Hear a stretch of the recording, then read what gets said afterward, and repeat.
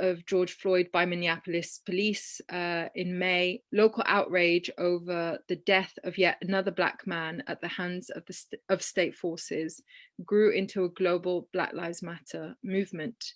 Mass protests in the US have forced urgent conversations on systematic racism and police brutality to the center.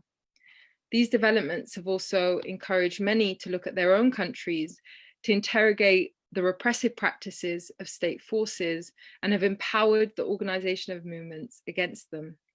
In the UK, where Black people are over twice as likely to die in police custody and are more likely to be stopped and searched, growing demonstrations are demanding an end to structural racism and police violence. In the Middle East and North Africa, the question of state repression has also been at the forefront of uprisings and social movements. Protests had already been taking place across the MENA region for many months and have been met with aggressive and often fatal repression by police and military forces. And when Labour Member of Parliament Rebecca Long-Bailey was removed from her post in the shadow cabinet over claims that the killers of George Floyd had learned their tactics from Israeli secret services, who are known to use them against Palestinians in the occupied territories, this raised questions about the transnational police cooperation. If state forces are perfecting their repression through the sharing of information and training, then resistance to this should also transcend borders. So without further ado, I want to introduce our speakers who'll shed further light on some of these issues on a local, national, and even international level. Marcia Rigg, who is the sister of Sean Rigg, who died in police custody in 2008 following prolonged restraint by police officers in Brixton, London, is also a leading member of the United Families and Friends campaign, a coalition of those affected by the deaths in police, prison, migration, and psychiatric custody in the UK. Our other speaker is Lubna Qutami, who is an assistant professor in the Department of Asian American Studies at the University of California in Los Angeles. Qutami is also the former executive director of the Arab Cultural and Community Center in San Francisco and a founder and former international general coordinator of the Palestinian Youth Movement. Thank you both for joining us. I think to kickstart the discussion, I want to ask you, Lubna, to perhaps give us a little insight into the current situation in the US and the impacts of the protests, especially following months of COVID-19 related lockdown. Well, thank you, Malia, and I'm very honored to be here today and to be speaking alongside Marcia. I think your question is something that, you know, if you had asked me 2 weeks ago, I would have said that this is just really such an incredibly inspiring moment. I still feel that way, but as you've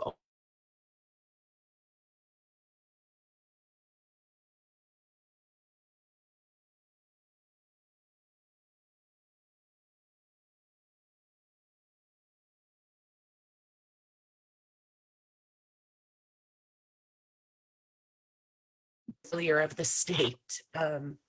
Sorry, Lubna, I think you just cut, we lost you briefly. Perhaps if you can start from the beginning. Apologies. No worries. I'm sorry about that.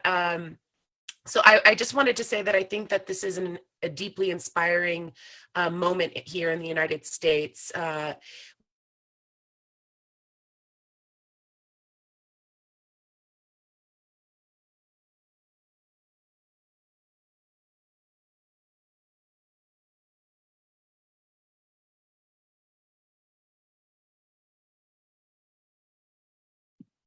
We seem to be losing Lubna, likely due to connection problems.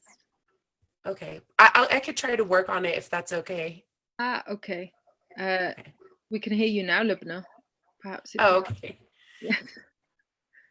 So I was just saying that I think it's a really important, incredible time here in the United States. We are experiencing mass mobilization across US cities that of course do have a spontaneous character, but that do have a very consistent message around the importance of Black life, around resisting state violence, defunding police, and investing in communities. And I think that that is something that has been felt and been worked on by organizers for decades, but it's really kind of coming to a boiling point right now. And of course, that is in no small part due to how the coronavirus pandemic made so many people realize the failures of the state and the very racialized ways that the state privileges certain communities in life over other communities. And how do you feel about the current state of repression? Like, what has been the response from the state? We hear of curfews being introduced, of arrests, of physical violence towards protesters.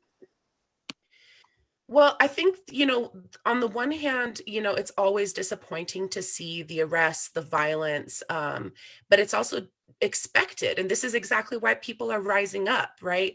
There's been for so long, this state, every time communities rise up against a police officer who has murdered an innocent person of color, specifically a Black person, the discourse always kind of stays the same, which is it was one bad cop, it's a few bad apples, it was a mistake, they thought that they were under attack. And what communities are saying out on the streets is that police are not failing to do their job. They're doing exactly what they were intended to do. They are being funded to come out here and hunt people of color, specifically Black communities. They have created an industry in which there's incredible amount of profit being made from the militarization of police in inner cities, the weapons that are being used, and the surveillance technologies that are being used. So I think when we see police officers come out into the streets and beating up protesters, arresting protesters, when we see their, new killings being resulting out of these protests, we are not surprised. It is in fact a confirmation of the exact reason why we're out on the streets to begin with. Absolutely. Do you feel that it's also in some ways silenced the critics that once thought that such expressions or notion, like political lines, were radical, dare I say even extreme, that actually the mood has shifted because people are far more alert to that, the response by the state, the very violent response?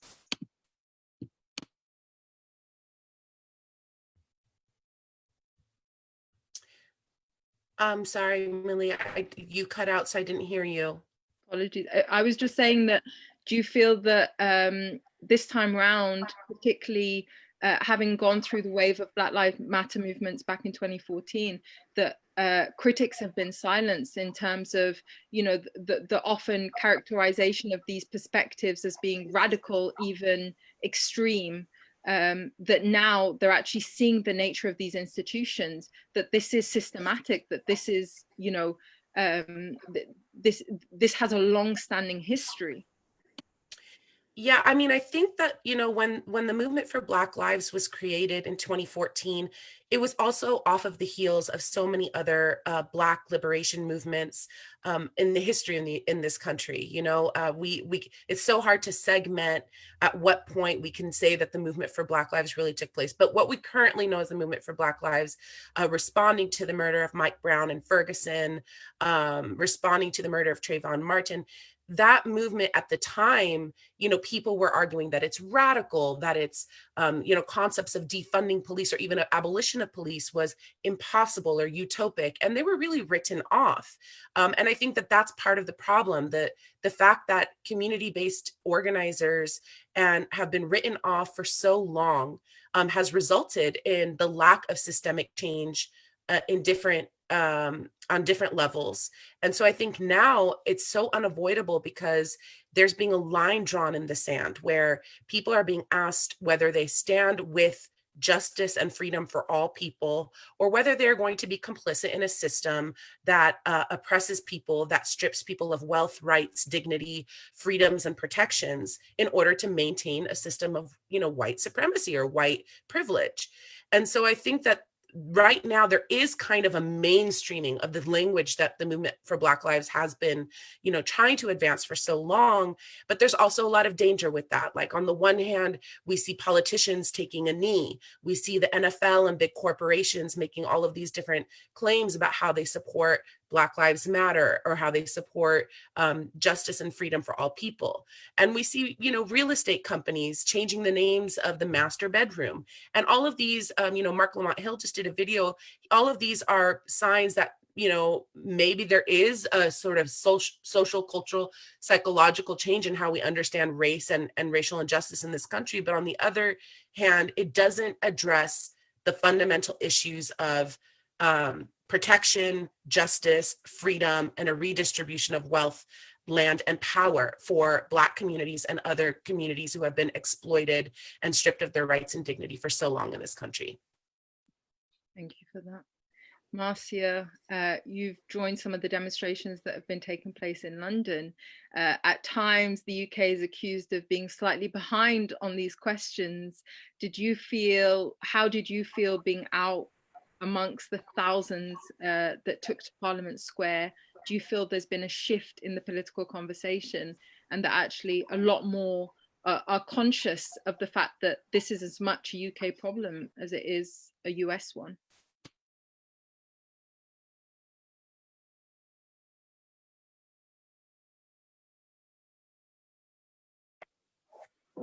Hi, sorry. Yes, well, certainly this is a great shift globally, really, and I think initially the protests in the United Kingdom, the Black Lives Matter protests, they were protesting for George, and this is something that's happened before, where we've protested in the United Kingdom on behalf of the families and the deaths in the USA. So it's very important to raise the platform that deaths do actually happen here in the United Kingdom as well. And they have been happening for decades, similar to the way that George died, that everybody could see worldwide. And I think it's because that somebody videoed it and put it online. The fact that everybody was on lockdown and, were focused online platforms, that it just went absolutely global. But it's nothing new where somebody dies on camera. For instance, my brother died on camera. And there's many other families in the UK where families have died on camera and using the words, "I cannot breathe." I recall going to the United States and meeting actual families, where I was invited by the co-founder of Black Lives Matter, Patrice Cullors, and alongside the support of Defend the Right to Protest and NUS students, which Malia was the head of at that time. And we went to the United States. There was 4 families, the families of Mark Duggan, Kingsley Burrell, and Leon Patterson, and myself. And we shared our stories with American families. Now, they hadn't even heard of Mark Duggan. They hadn't heard of the London riots. And I felt that people in America were completely oblivious as to what is actually happening outside of the United States. What was extraordinary to them was the fact that so many people were dying in the United Kingdom, and they were shocked to realize that not all police officers in the United Kingdom actually carry guns. And so they found that really alarming, that somebody could actually restrain somebody in a position like a chokehold, like, for instance, Rashan Charles, that died in 2017, I think, in the United Kingdom, where it was caught on CCTV in the shop that he was entering, where he was given a chokehold, and we actually see him die on camera. Nothing happened to those officers. And the inquest found that it was, I think they found that it was an accident. But I don't think somebody being choked to death is an actual accident, or being restrained in the prone position for a certain amount of minutes, because that is something, just like we saw of the video of George Floyd. It takes, a certain type of person, I think, to to be on somebody's neck or to be in that position on anywhere on their body to restrict breathing for a certain amount of minutes is quite alarming. And you know, in the United Kingdom, the systemic failures and the patterns in all of the cases is that, and the is extraordinary. Really, it's not a coincidence. It's deliberate. They're there to do their job, the system. But somebody's loved one is dying here.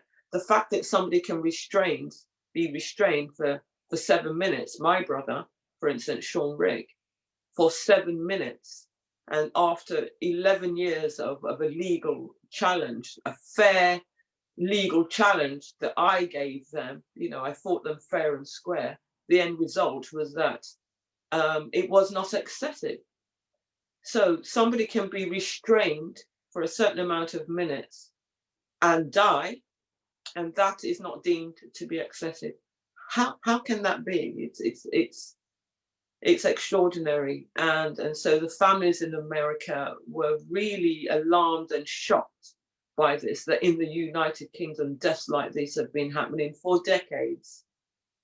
Absolutely. And how important do you feel that exchange was, in terms, like, from sharing the stories to even, you know, developing practices of resistance, looking at, I remember that you had even met with the American Civil Liberties Union, who were demonstrating some of the apps that they use around policing the police, that you connected with families that had like led a huge mobilization in Washington. How important do you feel that transnational exchange and solidarity was, and do you feel that it's still relevant today and it's something that we have to maintain?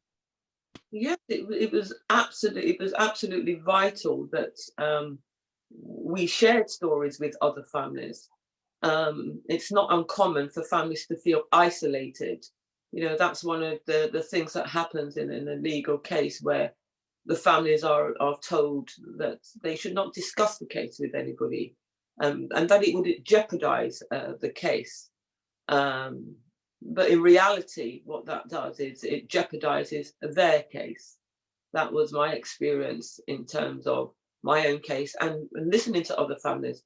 The fact that this is a global issue, it is important that families meet globally and speak globally, because what we learn is that the systemic patterns are almost identical. The fact that when George Floyd died, the initial report was that, the autopsy report was that he died of underlying issues, some medical issue that he may have had. This is something that happens here, and if the family don't get a private autopsy, which is usually in stark contrast, you know, because they try to say that the restraint had nothing. They try to say that the restraint had nothing to do with the death necessarily. If they can use that argument, they absolutely would. And so the similarities in all of the cases were extraordinary. And so it is vital meeting other families and deciding, you know, how can we make it a real difference globally? How can we bring a public outcry? Because the public's interest carries a hell of a lot of weight in cases like these, where it serves as a purpose to put pressure, added pressure on the government to really do something constructive and make real change. So far that hasn't happened. We have so many deaths that have, you know, that's on camera with compelling evidence for all to see. And yet not one single officer in the United Kingdom has ever been convicted of a death in custody. Why is that? That in itself does not balance. You know, if you've got over 2,000 deaths and 0 convictions, how can that in itself balance out?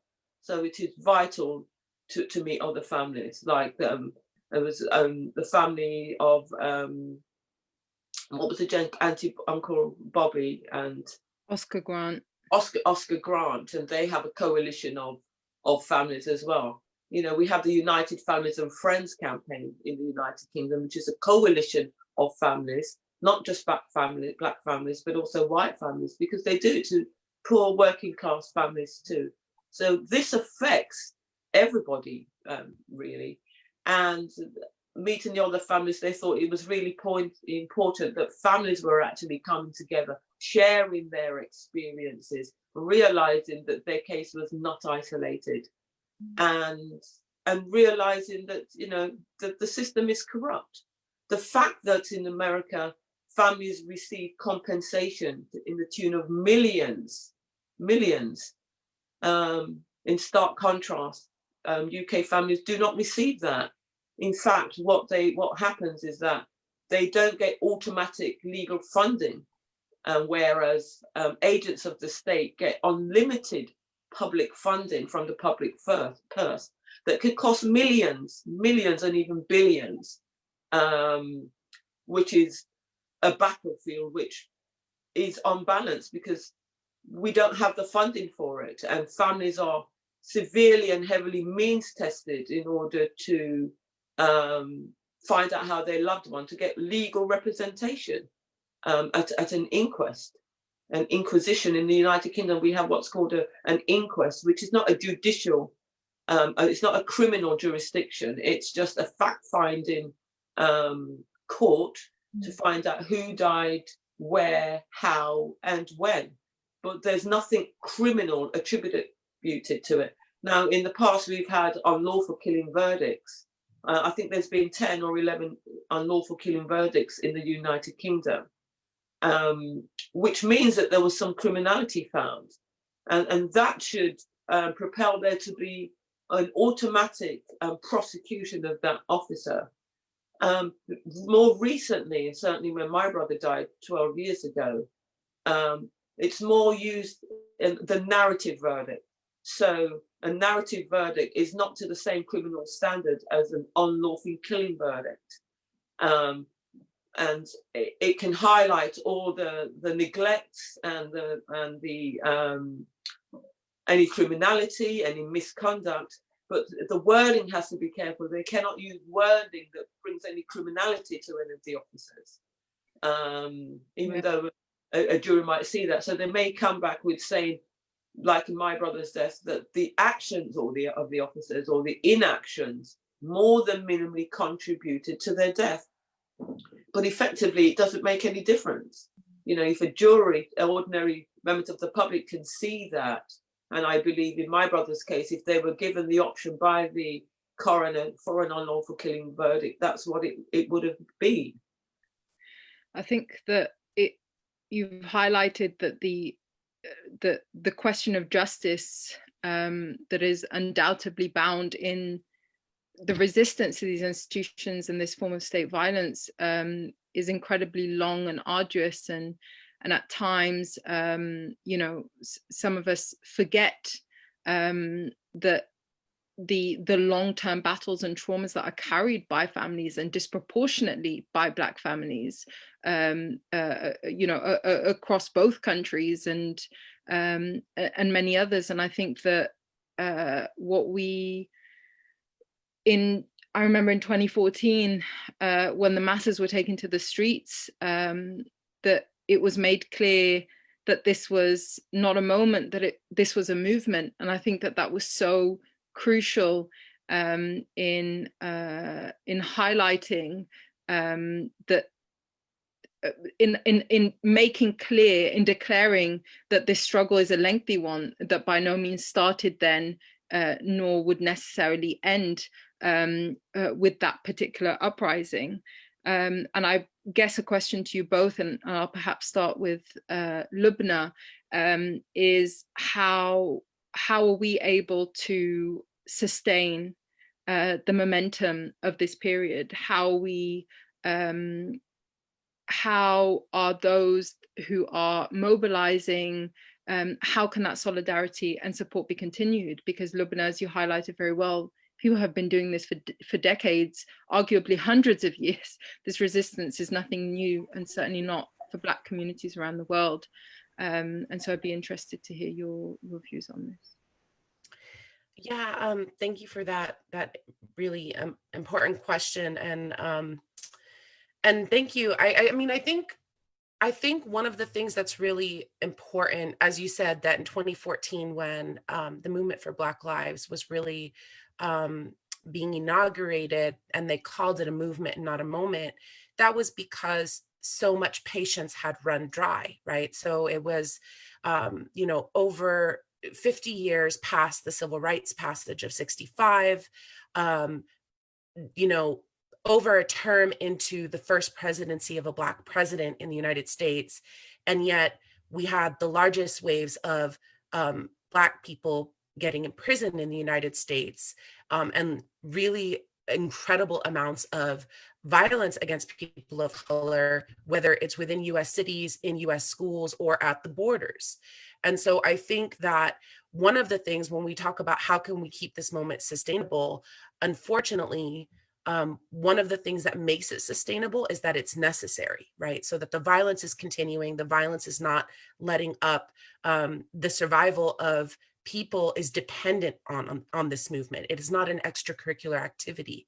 It is about life and death. And I think that one of the things that is really important in this particular moment is that it did take almost 10 years of these mobilizations to get to a moment where we could say it's not about one cop, it's not about one incident. The reason why the murder of George Floyd struck such a nerve, struck such a chord in this country is because it resonated with people, that it felt familiar to people, that we had seen this before, that we had seen the suffocation in the murder of Eric Garner, that we had seen like this kind of brutality, this kind of vigilant killing, unapologetic killing happen in other places and other periods where we made noise, where we had a response, and yet still we're not seeing systemic change in, being implemented in any way. And so I think that what's really important in this particular moment is that people are saying it's not just about the cops. It's about how we understand the state in this country. It is about renaming, boulevards and avenues that are named after people who committed genocide against Indigenous people.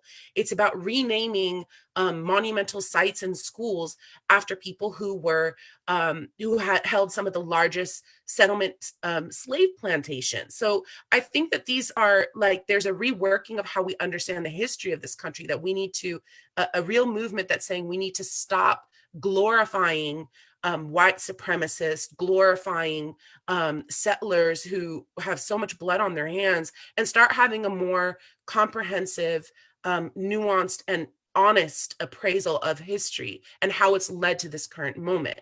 One of those things in a really practical way is thinking about how we went from racial chattel slavery to the Jim and Jane Crow segregation era to the civil rights moment of the 60s, Black Power and civil rights movement.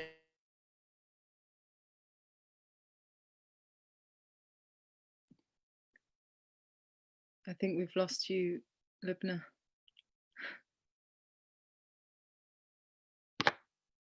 I think whilst we wait for Lubna to reconnect. Is it better now? There you are. Yes. Okay. Every time I remember to send the question. I'm really sorry about the connection problem. I'm not sure what's happening, but yeah.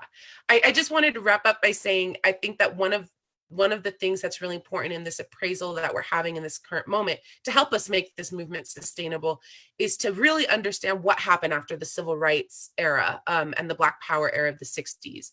That is really making people revisit how in the very moment that Black America was supposed to have attained their freedom in the 1960s, their efforts were sabotaged in a very co-opted neoliberal way where, okay, we're going to end formal de jure segregation, but we are going to rapidly expand the growth of the prison system. And we are going to rapidly grow policing in inner cities. And we are going to do this alongside creating new legislation that criminalizes things that were formerly not considered criminalized. And that is the way that Black communities and other communities of color and Indigenous communities ended up being subjects of increased state violence in the very moment that all of these formal official laws of racial oppression were supposed to have been banished from our history.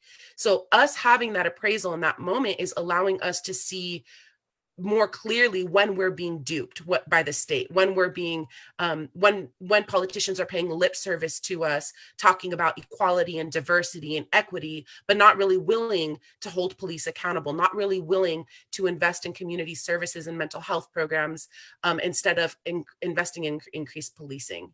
And I think that's really important about this moment. Absolutely.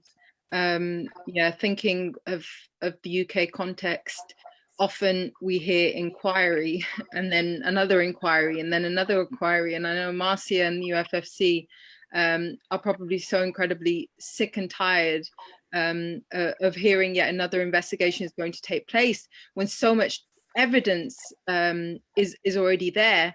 And Theresa May, the former Prime Minister, had proposed and had commissioned an inquiry into deaths in custody, and perhaps Marcia could speak a little more about this, whilst at the same time amplifying policies like the hostile environment, where the Windrush, which the Windrush scandal highlighted perfectly in terms of its targeting of migrants, of Black communities over such a lengthy period of time. And so the total contradiction in that and the irony was quite frankly unbearable. What were your thoughts around this, Marcia, and how what do you envisage is also going to be a response from the UK in its current state, as we're seeing institutions and political figures kneeling on social media, even using the hashtag of Black Lives Matter?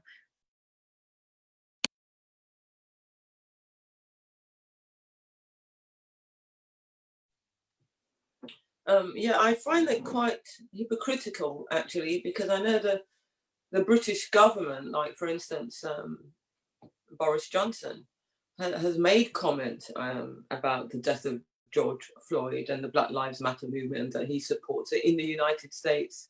There's also Keir Starmer, his opposition, who has recently said that this is just a moment, that Black Lives Matter is just a moment. It's quite extraordinary, actually, because both of them are aware that there are dead bodies buried in the United Kingdom and they died at the hands of the state.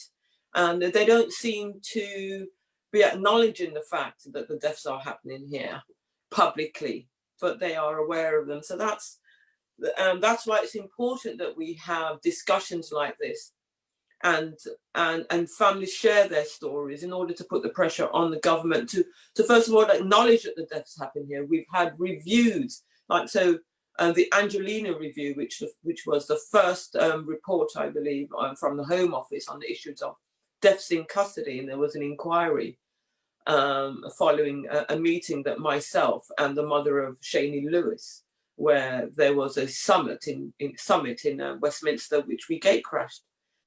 And they were talking about this very, very issue. And of course, we put questions to the panel, which was the then Home Secretary, Theresa May, and who was then became the Prime Minister, and other MPs.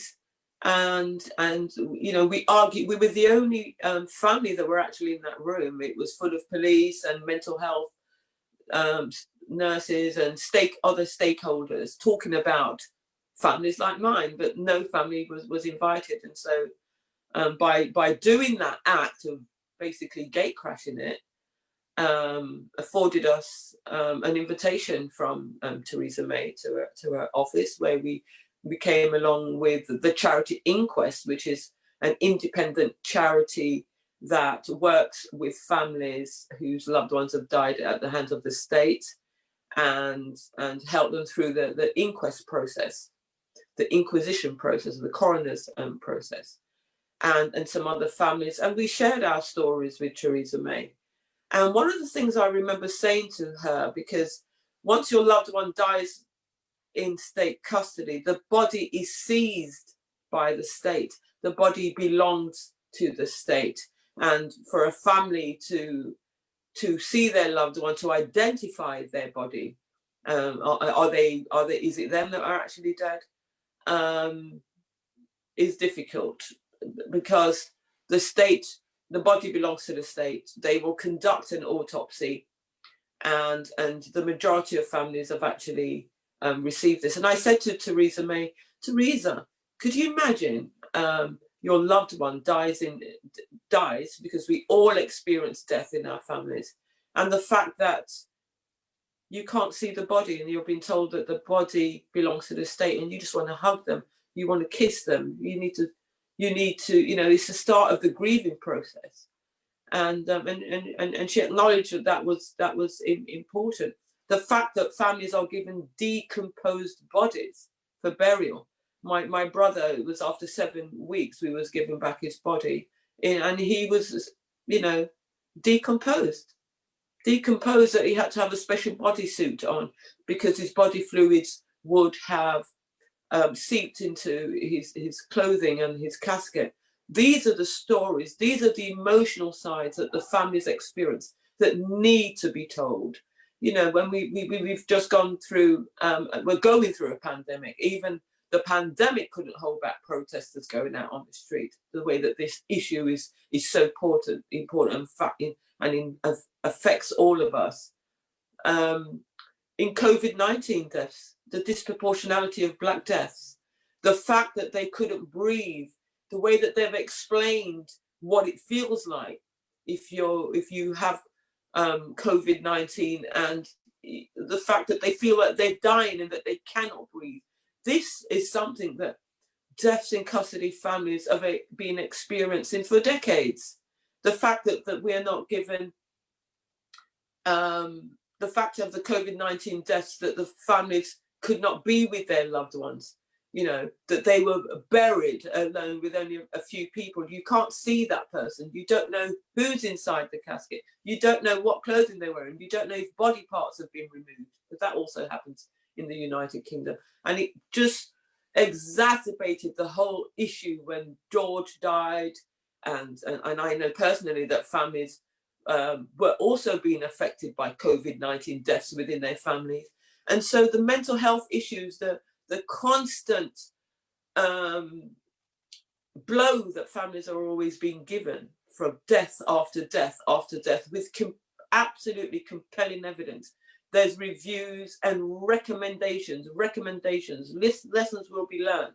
What lessons need to be learned for such basic things, that if you are on somebody's neck for 8 minutes at least, that person could die?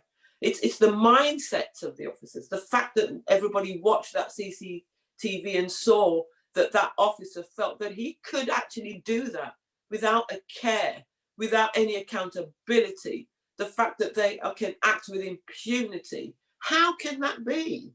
Yeah. Our basic human right to life is not afforded by the very people that are there to serve the people. And so we can talk about, changing names, street names, and, protesting and all of that. We've been doing it for decades, hundreds of years. There were deaths in custody hundreds of years when we were enslaved and chained and put in ships and carried across the Atlantic. There were deaths in custody. Nothing has changed. What we need is a real, genuine political, moral will by the government to make effective change. Otherwise, it will never change. And so far, they have shown that they're not prepared to do that. They're prepared to spend millions and billions of pounds of the public purse to get these officers off. How can that be? The Windrush generation in the United Kingdom, my generation, my parents' generation that came to this country, that built this country, that served this country and worked hard in this country. after the war. And the fact that they were sending us back, the very children that have been here, worked and paid their taxes, done their schooling here, and were treated as immigrants, yet an English person that emigrates to another country is not called an immigrant, they're just called an expat. Why? Are they less human than us? According to the state, yes, apparently. We are dehumanization of Black lives and the exploitation of Black people it seeps into every aspect of our society. And I think, like you said, that it is only through mass pressure from below in which people take into their own hands what the solutions are going to look like and what meeting demands and actually receiving justice and freedom is, and it can only be shaped by the people from below. I think just to draw on some of the questions that are coming in from the audience. So slightly going back to the international perspective, somebody has asked, how vital do you deem internationalism to be, especially considering that we've seen the revival of quotes from Black Panthers, some of their methods around addressing police violence, other civil rights figures, the importance of that history, and the process of highlighting solidarity, whether it was with Palestine or those seeking the liberation, seeking liberation from their colonizers, has all somewhat resurfaced in the conversation today, particularly since the uprisings in May. I wonder if you could draw on some of that, Lubna. Sure. Thank you for such a great question. I think I believe internationalism is incredibly vital. I think there's been so much in the United States among, for example, Arab communities, the community that I'm a part of, and Black communities, a lot of discussion about our relationship to one another and our orientation toward one another's causes. You know, in the Palestinian community, the Palestinian youth movement, the group that I've worked with for so long, we have an unwavering commitment to joint struggle with all oppressed people, wherever they are in the world. And, you know, that's not a transactional or conditional form of solidarity. That is an extension of solidarity because we see the pain and suffering and grief that other communities are going through our experience as Palestinians, as people who have lost our land to a settler colonial project, who have been pushed out of our land, for our brothers and sisters who have remained in our homeland, who are remaining under a brutal military occupation that destroys land as well as life on the regular. So I think that shared experience oftentimes does condition our solidarity with other causes and communities. But there's also a very practical examination of the systems of power that are oppressing us, whether in Palestine or the US or the UK or in South Africa. These are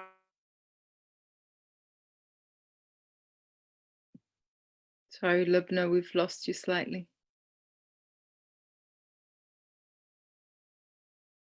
Lubna?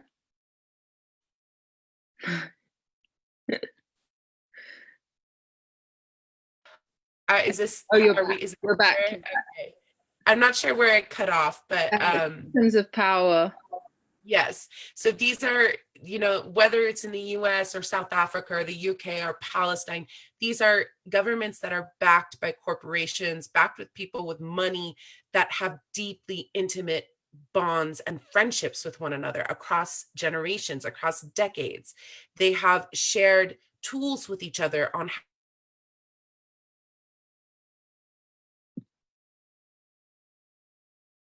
I think we've lost you again. Our solidarity across the Atlantic may be strong, but it seems our internet connection, not so much. Maybe I'll go over to Marcia briefly around this question of internationalism, especially if we remember around the Ferguson protests. People would chant, "From Ferguson to Palestine, occupation is a crime." We also saw, I know that UFFC is an incredibly diverse coalition of families, and that you have worked alongside many groups seeking justice in many different forms. And I wonder, particularly drawing on like past struggles, many of us come from nations that were colonized by Europe. What your thoughts on that are?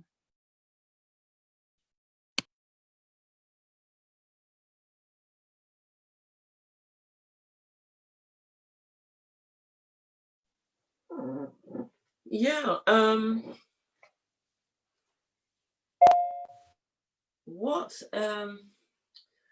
a controversy. I mean, it's still so painful for us that we're still enslaved, basically. Modern day lynching. Certainly in the United Kingdom, the slave masters received compensation, which was for the loss of earnings from the slaves. And that compensation wasn't finished and paid until 2015, where people in Downing Street now and in Parliament now were receiving those funds from the very people that they enslaved from, in taxpaying money. They received that. And but what did they put in its place when they say slavery was abolished? It's because we had the prison system, we had the police system, so we were still chained, we were still on the plantations, in prisons and so forth. And this is global. This is in Europe. I mean, I've met families. The name escapes me, but there's a case in Germany where they claim that this young brother burnt himself to death in his cell, but he was chained. He'd been bounded down, his legs and his feet in his cell. How could he have got a lighter to burn himself? And that family has not received justice. The fact that the similarities internationally and globally are so similar, it's really important that we have an international campaign. Absolutely. To put for pressure on governments, just like we did when it was, the slavery times, when the slaves had to fight for their struggles for freedom. We're still enslaved now, and it's important that we do it internationally, because it affects, the poor working class. It affects the most vulnerable. Mental health. Absolutely. No. It really affects us all, and so it is boiling point. It's a matter of urgency that we do this for our future generations. Our future generations, the current generation, the younger generation, are really awake and learning about their history, both black and white, from both sides. This is all really important lessons and education, because it's always been hidden. But now that it's coming out, there really needs to be more pressure. We cannot give up. If our ancestors had given up for the abolition of slavery, where would we be now? So we cannot I can't find the word. We cannot insult our previous activists and civil rights activists, and we cannot insult them by giving up. Yeah, we have to keep going until we break the change. And maybe they're thinking, the powers that be are thinking, how can we change the system? It'd be interesting to see in terms of making them think that we've given them what they want, and then put something else in its place, just like they have done now. But how can you do that? It's changing the minds of our future generations, who will be the politicians, who will be the people that make change, and we really have to work on them, because even though if one police officer goes to prison anywhere in Europe, or it's happened in the States, it's never happened here. It's not changed anything. It's not changed anything at all. So the system is working perfectly well as to how it was set up. Yeah. And it's completely immoral and unfair. Absolutely. And people just have to be strong to speak up, and we connect together. And when they see people connected, that's when they run scared. That's when they may do something. It takes a human story to change a human heart, and that's what we need to do today and always. I see that Lubna's back again. Perhaps we can pick up on the question of internationalism again, Lubna. Well, you cut off. I quoted the chants from 2014 when many would shout, "From Ferguson to Palestine, occupation is a crime." We saw the sharing of tactics from Palestine to US protesters about how to deal with tear gas, how to effectively resist around some of the practices and tactics. And do you see that to be the essence of internationalism today? Certainly. I mean, that was one of the things I was trying to allude to, that these systems, these states, these actors of power and oppression, they have deep, intimate bonds and relationships with one another. So the weapons that are being used in the streets of Ferguson, it's not unlikely that the weapons that were being used in the streets of Ferguson were also, the same tear gas canisters that were being used in the Gaza Strip. But I think to go even deeper than that, aside from we have shared grief and we have, our oppressors are friends with each other, I think that there's something a little bit more nuanced. We have to be a little bit more nuanced about how we understand internationalism. Internationalism is about this extended solidarity, working together in a joint struggle, even if we have distinct experiences and even if we have distinct struggles. So I think a lot of times people maybe are a little bit nervous of us talking about the global moment, right? The, police killings across the world, military killings in Palestine, for example, because there's this, feeling of, but so much of this violence is sourced in the history of anti-Black state violence, in enslavement and segregation, and in police violence against Black communities specifically.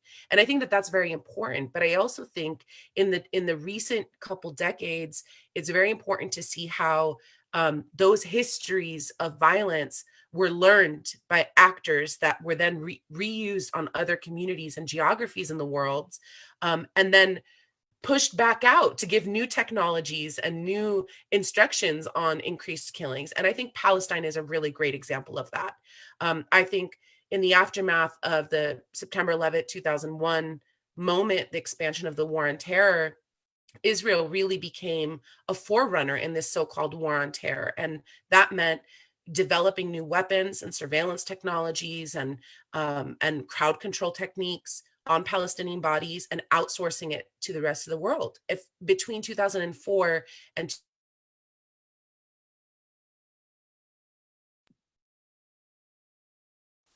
Lubna, I think we've lost you again.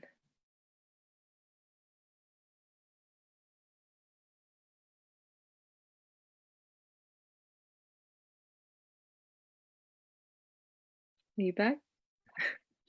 Is it better? Yes. Okay.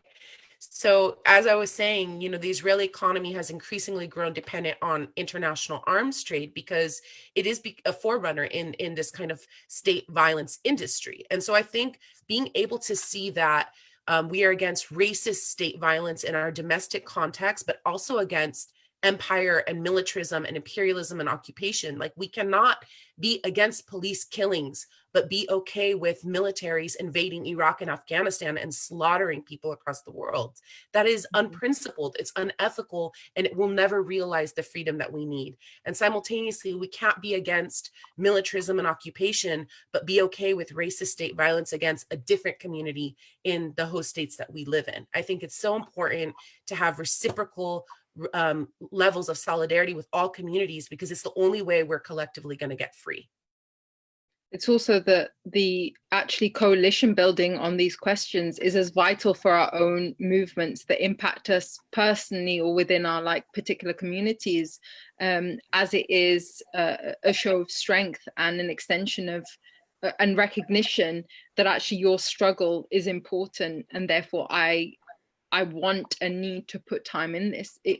I think that those links, and as I think that often we come across issues around resourcing, even media attention, the way that the state knows how to pit movements and organizations against one another by effectively making them scramble for small crumbs.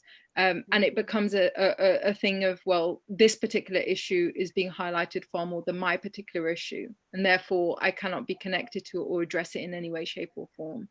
And I think that, again, these are actually tactics that have been utilized through powerful institutions for a very long time to ensure the division of struggles, and even and to blind people into not realizing that actually the methods of repression are just being churned out against each one of those dissenting peoples, particularly. And so on that note, I wondered whether you had any thoughts on what internationalism could look like in light of this movement today. Which point should we be stressing? You mentioned the war on terror, which is often kind of misunderstood to be a specifically Muslim issue or something that impacts the Arab world, when in reality, particularly if we look at the UK,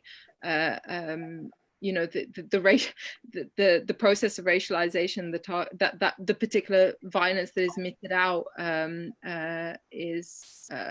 impacts many communities of color, migrants, despite it obviously being trialed on the exceptional Muslims, if you will.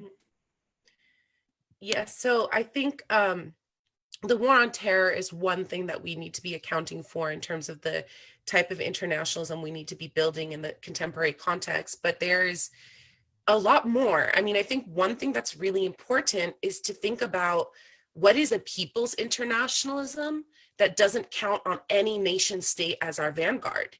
We are not in the 1960s where we are split in a Cold War context. We cannot expect money to be rolling in from an Eastern Bloc that has this project of anti-cap. I mean, it doesn't exist anymore. And so I think some of these states that are proposing themselves to be the anti-imperialist vanguard, they are deeply authoritarian, violent, oppressive, and not anti-capitalist. So I think the first thing we need to do when we think of the internationalism of our time is to think of a people-to-people solidarity, the people most affected by state violence, by global dispossession. I mean, we have 71 million people displaced worldwide as of 2019. That is the highest number in world history. So we have to think about the people affected by border expansion, police expansion, prison expansion, war and militarism, by climate crisis, and by all of these different catastrophes that are enveloping the world.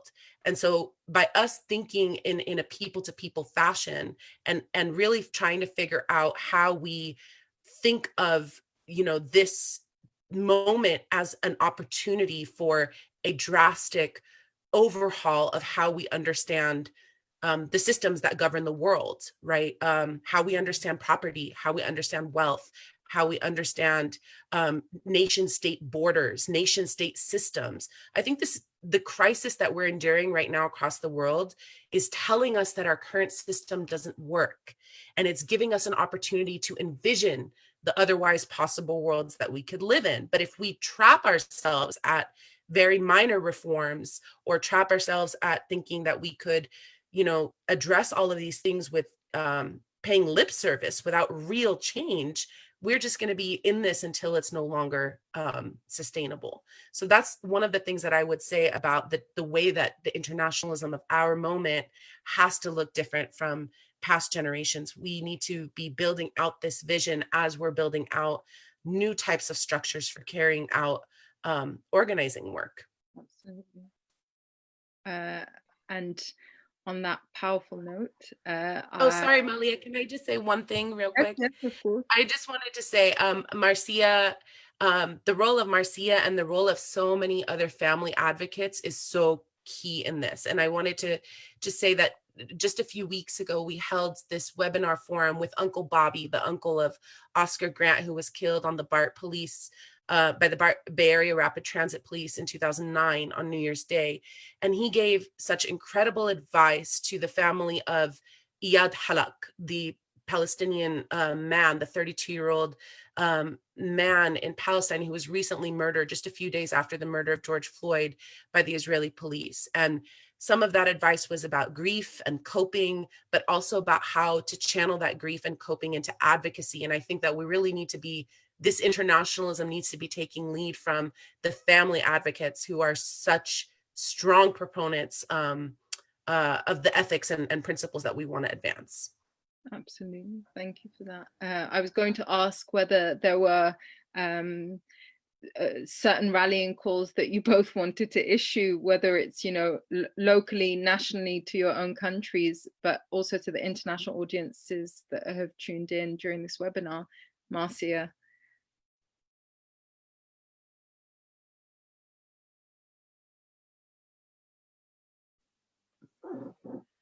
I think this is a really, really important conversation, and I think it will be absolutely brilliant if we could have another webinar like this with the families internationally. That would be very powerful, and the advice and strategies that families can give is second to none to another family member. So I think that's one thing.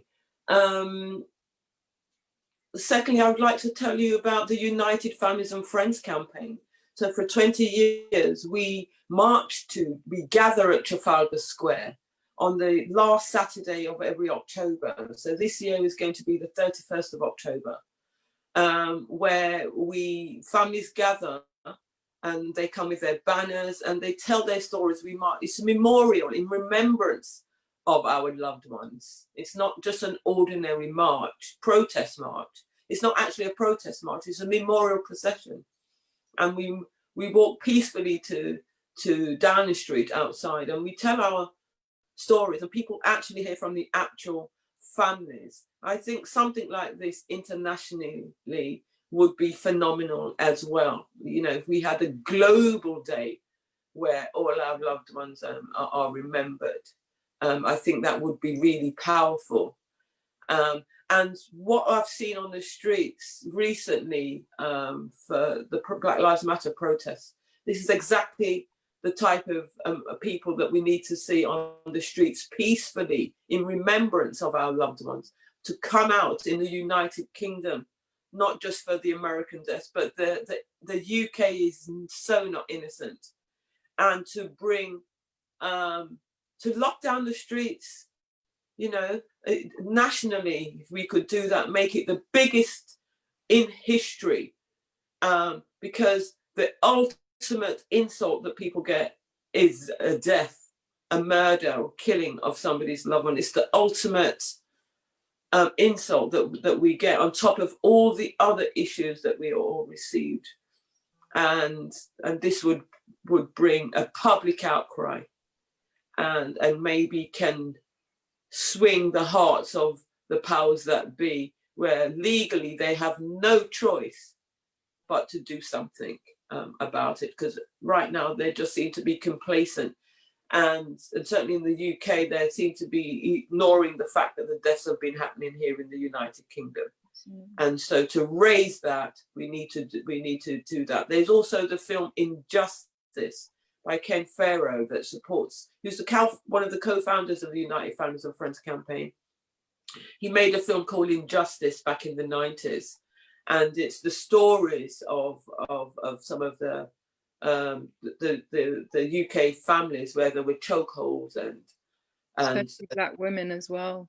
Yeah, and Black women as well. Yeah, and that film was banned from TV in the United Kingdom.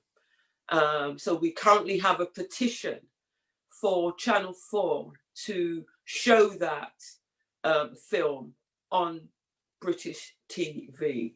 And there is a petition. I've sent the link, so I don't know how you'll be able to get the links out for everybody to sign this. You can actually watch the film Injustice online.